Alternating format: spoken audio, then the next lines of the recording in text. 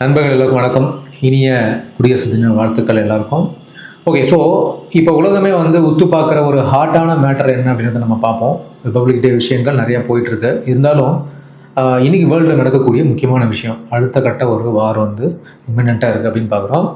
ஈரானுக்கும் அமெரிக்காவுக்கும் நடுவில் நடக்கக்கூடிய இந்த ஈகோ வார் இப்போது அடுத்த கட்டத்துக்கு போயிடுச்சு அப்படின்னு பார்க்கப்படுது.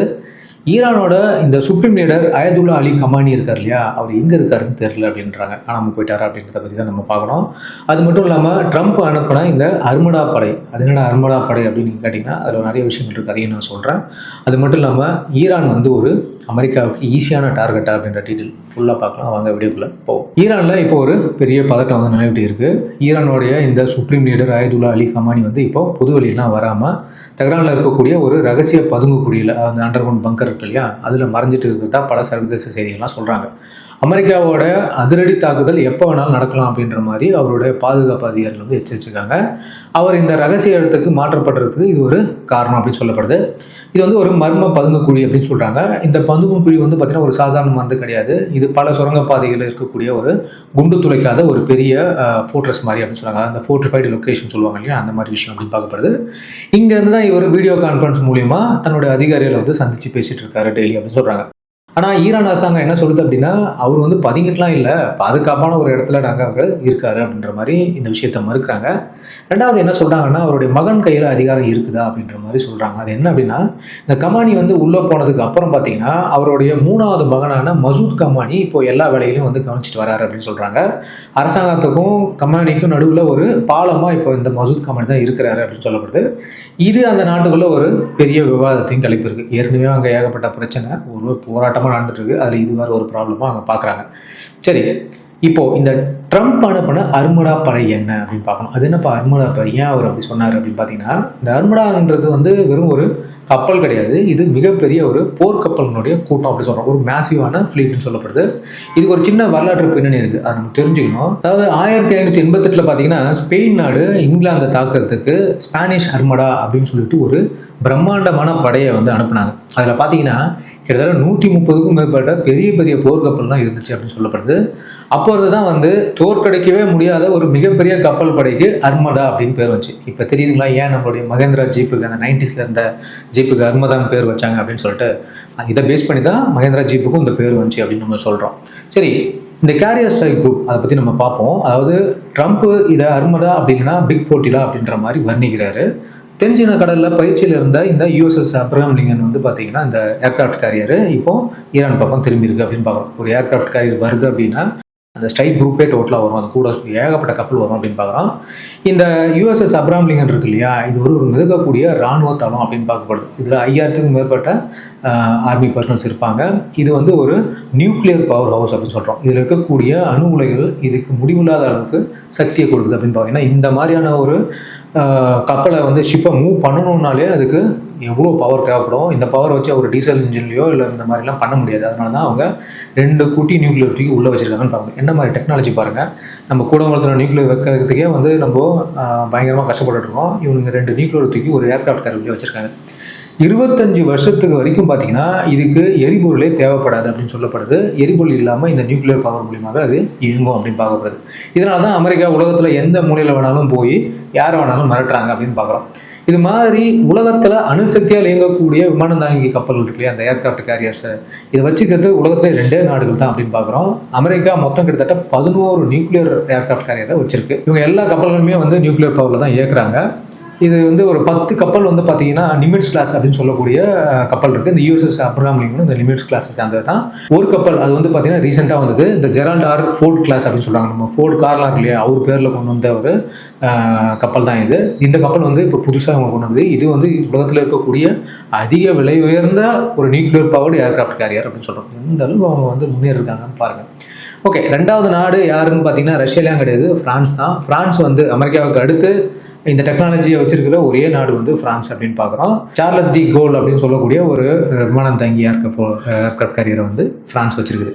ரஷ்யாவும் வச்சிருக்காங்க, ஆனால் ஏர்கிராஃப்ட் கேரியரில் வச்சிடல, நியூக்ளியர் பவர் சப்மரின்ஸ் வச்சிருக்காங்க. நம்மளும் அந்த ஒரு நியூக்ளியர் பவர் சப்மரின் வந்து லீஸ்க்கு எடுத்து யூஸ் பண்ணணும்னு பார்க்கப்படுது. நம்மளுடைய ஹரியானில் அந்த மாதிரியான ஒரு நியூக்ளியர் பவர் சப்மரின் தான், பட் ஏர்கிராஃப்ட் கேரியர் கிடையாது. ஓகே, ஸோ இந்த ஏர்கிராஃப்ட் கேரியரில் இருக்கக்கூடிய விஷயங்கள்லாம் என்ன அப்படின்னு பார்க்கும்போது இதில் அதிநவீன F-35C ஸ்டெல்த் விமானங்கள்லாம் இருக்குது அப்படின்னு பார்க்குறோம். F-35னாலே நமக்கு தெரியும் அது ஸ்டெல்த்து தான். 5th ஜென்ரேஷன் ஃபைட்டரு, உலகத்திலே இருக்கக்கூடிய மிக சுப்பீரியரான ஃபைட்டர் அப்படின்னு பார்க்குறோம்.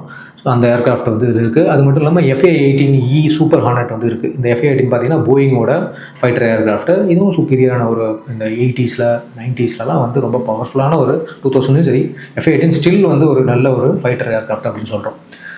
அடுத்தது வந்து பாதுகாப்பு கப்பல்கள். இது கூட வந்து பார்த்தீங்கன்னா USS students, USS Michael Murphy இது மாதிரியான டெஸ்ட்ராயர்ஸ்லாம் வருது அப்படின்னு சொல்லுவோம். டெஸ்ட்ராயர்ஸ்லாம் நிறையா ஏவுகணைகள்லாம் அது இருக்கும். இதோட பாதுகாப்பு மற்றும் தாக்குதலுக்கும் இது வந்து யூஸ் பண்ணப்படுது அப்படின்னு பார்க்கப்படுது. மொத்தமாக 20க்கும் மேற்பட்ட போர்க்கப்பல்கள், 150 விமானங்கள், ஒரு பெரிய பட்டாளமே வருது ஈரானை நோக்கி வருதில்ல வந்துருச்சு அப்படின்னு சொல்கிறோம். ஸோ இதனால தான் அவர் வந்து அர்மதா அப்படின்ற மாதிரி ட்ரம்ப் வந்து பெருமையாக அவங்க படையை பற்றி பேசிட்டார் அப்படின்னு சொல்லப்படுது. சரி, இது போக சப்போர்ட்டுக்கு இங்கிலாந்து வந்து அவங்களுடைய இந்த டைஃபூன் விமானங்களை வந்து கத்தாருக்கு வந்து அனுப்பியிருக்காங்க அப்படின்னு பார்க்குறோம். ஏன் இந்த மோதல்? நமக்கு தெரிஞ்ச விஷயம் தான், ஏற்கனவே சொன்னது தான். ஈரானில் நடக்கக்கூடிய இந்த உள்நாட்டு போராட்டங்களில் ஈரான் ராணுவம் வந்து கொடூரமாக ஒடுக்குறாங்க அப்படின்ற மாதிரி நிறைய விஷயங்கள் பேசுகிறாங்க. ஒரு விஷயம் என்ன சொல்லுது அப்படின்னா, கிட்டத்தட்ட 36,000 பேருக்கு மேலே வந்து கொல்லப்பட்டிருக்காங்கன்னு ஒரு அதிர்ச்சி தகவல் ரிப்போர்ட் வழியாக இருக்குது. அது எந்தளவுக்கு உண்மைன்னு தெரில. இதை பார்த்து தான் வந்து ட்ரம்ப் ஈரானில் ஆட்சி மாற்றம் வேணும், ரெஜிம் சேஞ்ச் பண்ணி ஆகணும் அப்படின்ற மாதிரி மிரட்டினார் அப்படின்னு சொல்லப்படுது. ஒரு பக்கம் ட்ரம்ப்போட போர்க்கப்பல் வந்து ஈரான் பக்கத்தில் நெருங்கிட்டு இருக்குது, இன்னொரு பக்கம் ஈரானோட சிங்கம் வந்து பதுங்கு குழியில் தான் இருக்குது அப்படின்னு பார்க்குறோம். இது மட்டும் இல்லாமல் எங்கள் தலைவர் மேலே நீங்கள் கையை வச்சிங்க அப்படின்னா முழு போருக்கு நாங்கள் தயாராக இருக்கோம்னு சொல்லிட்டு ஈரானோட பிரசிடென்ட்டும் வந்து எச்சரிச்சிருக்காரு அப்படின்னு சொல்லப்படுது. அமெரிக்காவுக்கு ஈரான் ஒரு ஈஸி டார்கெட்டா அப்படின்னு நம்ம பார்க்கும்போது சில விஷயங்களை நம்ம இங்கே ஆராய்ச்சி பண்ணி பார்க்கணும், அதை தெரிஞ்சுக்கலாம். அமெரிக்க படைகள் வந்து பார்த்தீங்கன்னா நகர ஆரம்பிச்சிருச்சு. பதிலுக்கு ஈரானோட இந்த IRGC இருக்கு இல்லையா, அந்த ஈரானிய ரெகுலேஷனரி கார்ட்ஸ் இருக்காங்களே, இவங்க வந்து ஃபுல் அலர்ட் மோடில் இருக்காங்க. அது மட்டும் இல்லாமல் ஏவுகணைகள்லாம் லோட் ஆகிடுச்சு, ராக்கெட்லாம் நாங்கள் ரெடி பண்ணிட்டோம், எங்களுடைய ட்ரோன்ஸ்லாம் ரெடியாக இருக்குது அப்படின்ற மாதிரி அவங்க சொல்லியிருக்காங்க. பக்கத்தில் இருக்கக்கூடிய அரபு நாடுகள்லாம் வந்து தயவு செஞ்சு சண்டை போடாதீங்க, போரை நிறுத்துங்க எங்களுக்கு அப்படின்ற மாதிரி கெஞ்சுறாங்க. ஏன்னா அவங்களுக்கு பிரச்சனை இருக்குது. ஏன்னா ஈரானுக்கும் அமெரிக்காவும் சண்டை வந்துச்சு அப்படின்னா ஈரானால் அமெரிக்காவை போய் தாக்க முடியாது, ஆனால் ஈரானை சுற்றி இருக்கக்கூடிய அமெரிக்க பேஸ்களை அவங்க டார்கெட் பண்ணுவாங்க அப்படின்னு பார்க்குறோம். அதுதான் நடந்துச்சு இந்த இஸ்ரேல் ஈரான் வார்லேயும். அதில் மட்டும் இல்லாமல் இவங்க வந்து அமெரிக்கா ஈரானுடைய அணு உலைகள் மேலே தாக்குதல் நடத்தினோடனே இவங்க கத்தாரில் இருந்த ஒரு ஏர்பேஸ் மேலே தாக்குதல் நடத்தினாங்க. ஸோ இந்த ஒரு பயம் அவங்களுக்கு இருக்குது அப்படின்னு பார்க்குறோம். ஈரான் வந்து ஒரு சாஃப்ட் டார்கெட்டாக நான் சொன்ன மாதிரி கண்டிப்பாக கிடையாது. அமெரிக்கா என்ன தான் பவர்ஃபுல்லாக இருந்தாலும் ஈரான் கொஞ்சம் சாதாரணமான நாடாக இல்லை. அவங்ககிட்ட கிட்டத்தட்ட 5 லட்சத்துக்கும் மேற்பட்ட ஆக்டிவ் ஃபோர்ஸ் இருக்குது அப்படின்னு பார்க்குறோம். அதுலேயும் பார்த்தீங்கன்னா இந்த IRGC கொஞ்சம் அக்ரெசிவான ஒரு ஃபோர்ஸ் அப்படின்னு சொல்லப்படுது. இவங்க தான் வந்து மெயினான ஒரு பவர் அப்படின்னு பார்க்கப்படுது. எந்த அட்டாக் நடந்தாலும் அதுக்கு பதிலெடுக்கிறதுக்கு கொஞ்சம் தயாராக இருக்காங்க அப்படின்னு பார்க்கணும். ஈரானுடைய மிசைல் மிரட்டலை பொறுத்த வரைக்கும் பார்த்தீங்கன்னா ஈரானோட உண்மையான பலம் என்னன்னா அவங்ககிட்ட இருக்கக்கூடிய இந்த ஏவுகணைகள் அப்படின்னு சொல்கிறாங்க. 2000 கிலோமீட்டர் வரைக்கும் பாயக்கூடிய பல்லாஸ்டிக் ஏவுகணைகள் அவங்ககிட்ட இருக்குது அப்படின்னு சொல்கிறாங்க. மலைக்கு அடியில் ரகசியமாக ஏவுகணை தளங்கள்லாம் இவங்க வச்சுக்கிறதா வந்து சொல்கிறாங்க. முக்கியமாக அவங்ககிட்ட இருக்கக்கூடிய ஹைப்பர்சானிக் ஏவுகணை வந்து இதை யாராலையும் தடுக்க முடியாது அப்படின்ற மாதிரி சொல்கிறாங்க. போன வருஷம் இஸ்ரேலுடைய அயன் டோம் கூட வந்து இதை தடுக்கலை அப்படின்னு சொல்கிறாங்க. பட் இதுக்கு அமெரிக்கா ஒரு விஷயத்தை தெளிவாக சொல்லிட்டாங்க. என்ன சொல்கிறாங்க அப்படின்னா, ஹைப்பர்சானிக் மிசைல்லாம் அவங்ககிட்ட கிடையாது அப்படின்னு சொல்கிறாங்க. எனக்கும் அதுதான் தோணுது. ஹைப்பர்சானிக் மிசைல்லாம் அவங்ககிட்ட இருக்கிறதுக்கான வாய்ப்பு வந்து ரொம்ப ரொம்ப கம்மி. நம்மளே இப்போ தான் கொண்டு வந்துருக்கோம் அப்படின்னு பார்க்குறோம். ஸோ அதனால் வாய்ப்பு ரொம்ப கம்மி. மேபி அவங்க சைனாகிட்ட இருந்தோ இல்லை ரஷ்யாகிட்ட இருந்தோ வாங்கியிருக்கலாம் அப்படின்றத நான் இங்கே யூகிக்கிறேன். அது மட்டும் இல்லாமல் அவங்களுடைய ட்ரோன், இந்த ஷாகிர் ட்ரோன் வந்து நம்ம உண்மையிலே ஒத்துக்கணும் தான். அது வந்து ஒரு சீரியஸான த்ரெட்டு தான் அமெரிக்காவுக்கு. அது ஒரு சீப்பான பட் ரொம்ப எஃபெக்டிவான ட்ரோன் பார்க்குறோம். உக்ரைன் போரில் ரஷ்யாவுக்கே அந்த ட்ரோன் வந்து பயங்கரமாக ஹெல்ப் பண்ணிச்சு அப்படின்னு பார்க்கப்படுது. அது மட்டும் இல்லாமல் இந்த ட்ரோனால் கண்டிப்பாக அமெரிக்காவுடைய ஃபோர்ஸுக்கு டேமேஜ் கிடைக்குமா வருமா அப்படின்னு பார்த்தீங்கன்னா கண்டிப்பாக டேமேஜ் வந்து இருக்கிறதுக்கான வாய்ப்புகள் இருக்குது. ஏன்னா ஸ்வாம் ஆஃப் ட்ரோன்ஸ் வந்து கண்டிப்பாக எல்லா ஏர் டிஃபென்ஸுமே வந்து பீட் பண்ணிடும் அப்படின்னு பார்க்கப்படுது. சரி, ஈரானோட பலவீனம் என்ன அப்படின்னு நம்ம பார்க்கும்போது பொருளாதாரமே காலியாக இருக்குது அப்படின்னு பார்க்குறோம். ஏன்னா ஒரு வாருக்கு ஒரு நாடு தயாராக இருக்குதுன்னா கண்டிப்பாக காசு வேணும், காசு இருக்கணும், லாஜிஸ்டிக்ஸ் இருக்கணும், இதெல்லாம் இல்லைன்னா ஒன்றுமே பண்ண முடியாது. ஈரானுக்கு ஒரு பெரிய பிரச்சனையே இதுதான் அப்படின்னு பார்க்கப்படுது. அங்கே பொருளாதாரம் மொத்தமாக நொடுங்கி போயிருக்கு. அதான் இங்கே போராட்டமே நடக்குது. ஒரு அமெரிக்க டாலர் வந்து கிட்டத்தட்ட 14 லட்சம் ஈரானோடைய ரியால் அப்படின்னு சொல்கிறோம். இந்த லெவலுக்கு வந்து பணம் வந்து வீழ்ச்சி அடைஞ்சிருக்கு அப்படின்னு பார்க்கப்படுது. இன்ஃப்ளேஷனை பொறுத்த வரைக்கும் 47% மேலே போயிருக்கு. மக்கள் சாப்பாட்டுக்கே கஷ்டப்படுறாங்க. இது பெரிய பிரச்சனை ஈரானுக்கு. இப்படி ஒரு நிலைமையில் போர் வந்துச்சு அப்படின்னா அந்த நாடு வந்து மொத்தமாக சின்ன பின்னமாகிடும் அப்படின்னு தான் பார்க்கப்படுது. இதுதான் முக்கியமான கேள்வி. அரபு நாடுகளோட பயம் என்ன அப்படின்னா, ஈரான் வந்து பக்கத்து நாடுகள்லாம் ஃப்ரஸ்ட்ரேஷன் அடிக்கும் அப்படின்ற ஒரு பயம் அவங்களுக்கு இருக்குது. சவுதி அரேபியா ரொம்ப தெளிவாக ஒரு மெசேஜ் கொடுத்தாங்க. என்ன சொல்கிறாங்கன்னா, எங்கள் மண்ணை யூஸ் பண்ணி ஈரானை தாக்கிறதுக்கு அமெரிக்காவுக்கு நாங்கள் பர்மிஷன் தரமாட்டோம் அப்படின்னு அவங்க சொல்லியிருக்காங்க.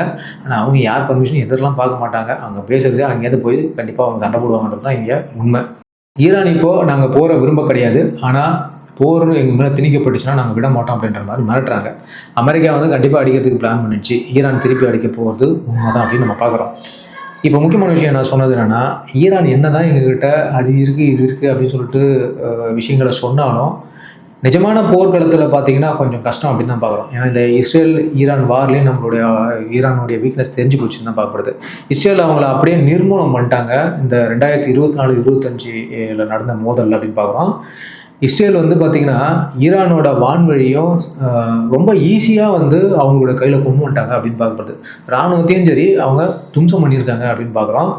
ஈரானோட மிக முக்கியமான வான் பாதுகாப்பு மையங்கள் எல்லாத்தையுமே வந்து இஸ்ரேல் ஒரே நாளில் தரைமட்டமாகிடுச்சு அப்படின்னு சொல்லப்படுது. அவங்க வான்வழியை மொத்தமாக தன்னுடைய கட்டுப்பாட்டுக்குள்ளே கொண்டு வந்தாங்க. இது ரொம்ப பெரிய விஷயம். ஏன்னா ஒரு நாட்டோட என்டையர் ஏர் ஸ்பேஸே வந்து இன்னொரு எதிரி நாடு அவங்க கையில் எடுத்துக்கிச்சுன்னா என்ன பண்ண முடியும்? ஸோ இங்கே பயங்கர வீக்காக இருக்காங்க. ஏன்னா அவங்க கூட ஏர் ஃபோர்ஸே கிடையாது ஈரான்.